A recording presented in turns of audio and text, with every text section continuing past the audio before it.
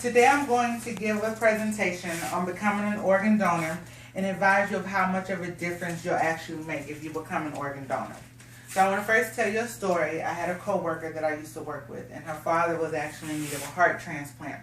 He was on the waiting list for maybe about a year, and one morning, after being on there for a year, the hospital actually will give you a pager, and they'll let you know that when your pager goes off, you have within 2 hours to do whatever you need to do, get to the hospital, get prepped and ready for surgery, so that way you can get the transplant. Well, he had the pager again, like I said, for about a year. One morning, she went to her father's house and actually discovered that he passed in his sleep. The sad thing about that is that a week after he passed, his pager actually went off, and they had a heart ready for him. But of course, by then it was too late.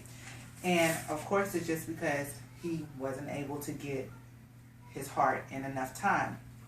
Now, I know out of everybody here in my audience, either all of you have either lost someone due to a bad organ or currently experiencing a loved one undergoing some type of treatment because of a bad organ.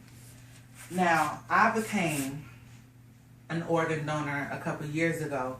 My father used to work for a company called Life Gift, and he worked with a lot of donors and actual recipients. And after hearing so many stories of the lives that the donors have actually changed, it made me want to go ahead and become an organ donor.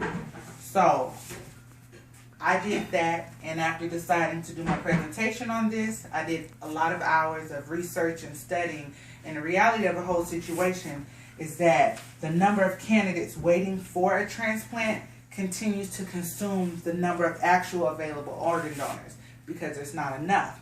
So today, I'm going to share the importance of becoming an organ donor and advise you of how easy it is to sign up and just how many lives you can actually change. Every 10 minutes, someone is actually added to the national waiting list for an organ transplant.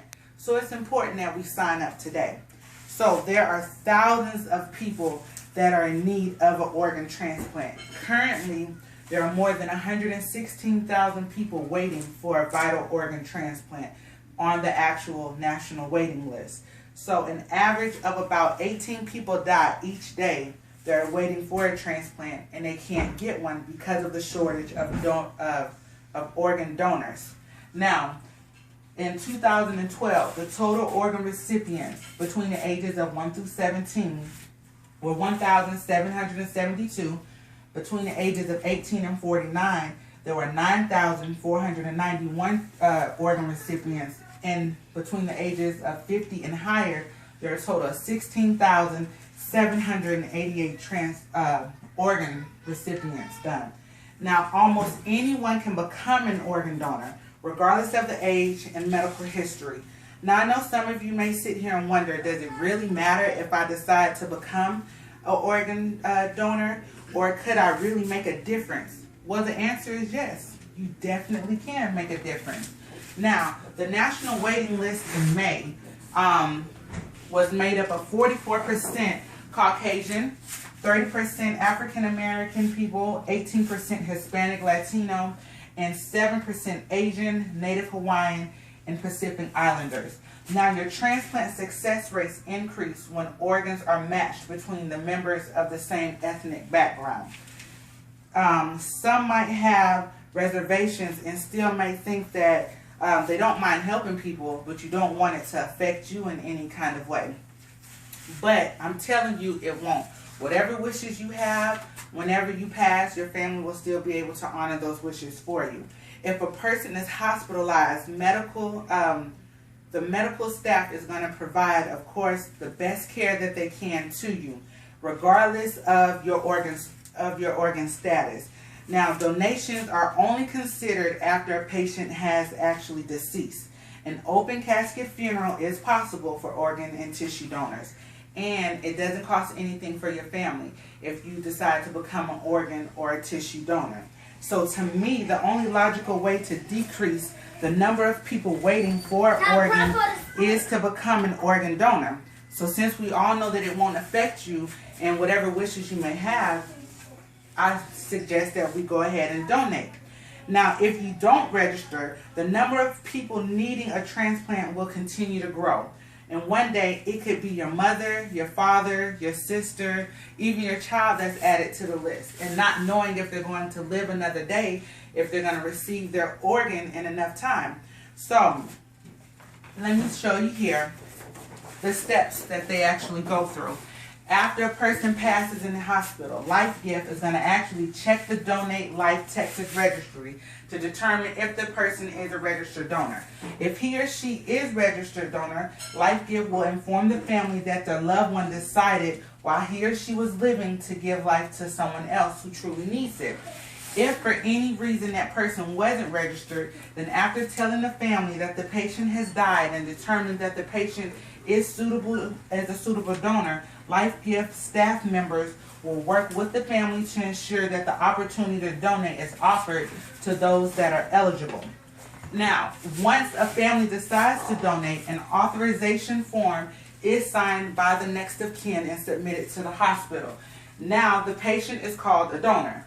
And so make sure that your family knows your wishes in the event that you're not able to register before you are deceased. So if you were to register, look at the difference you would actually make and how many people you would actually touch.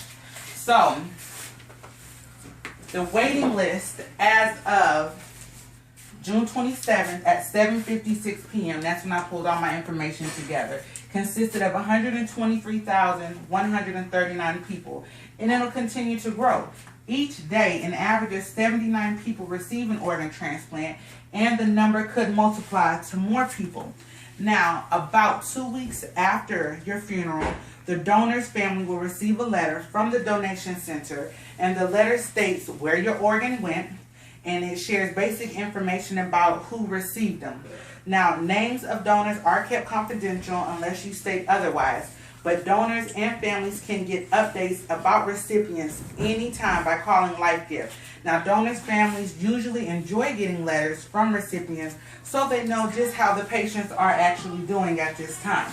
Now, your organs and tissues that can be donated include heart, kidneys, lungs, pancreas, liver, your intestines, your cornea, skin, tendons, bone, heart valves, arteries, and bone marrow.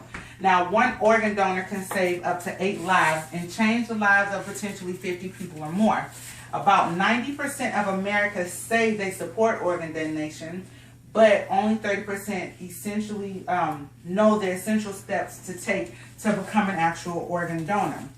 So, I will give you that information next. So remember, by becoming an organ donor, you can save not only a loved one's life, but potentially up to 8 other people's lives.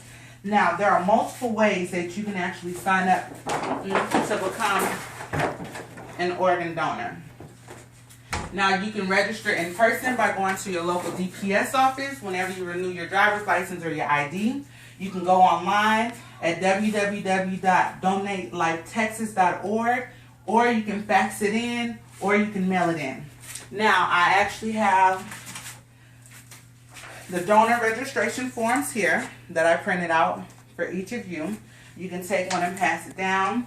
And if it is something that you're interested in doing, I'll be more than happy. You can fill it out. It only takes about 2 minutes. Of course, the quickest way is to fill it out online. But you can fill it out. I'll be more than happy to fax it in. And you can become an organ donor and potentially save many of lives. So, this is my presentation. I hope you guys enjoyed it today and learned some vital information about becoming an organ donor. Are there any questions or concerns at this time? Yes, I have a question. Mm-hmm. And if I was to become an organ donor, could I pick and choose which organs I want to donate? You can, actually. I know it may sound like a crazy question, but you can choose to give maybe your internal organs and don't want to give your skin, or maybe not your eyes or whatever. It's totally up to you. Because again, we need you. So whatever you want to give, when you fill out the form, you can check at that time which parts of your body you want to donate. So, any other questions? I have one. Mm-hmm. Is there a charge to donate your organs to LifeGift? No. When you decide you want to become an organ donor, the hospital and Life Giver are going to take care of all of that. So the actual procedure that it takes to remove the organs from your body, they'll cover that. It's free of charge for the families. So, any other questions? No. No? No. Okay. Well, thank you so much for coming out and listening to my presentation, and I hope you guys have a wonderful day. Thank you. Yay. Okay. My hand. My hand. Oh.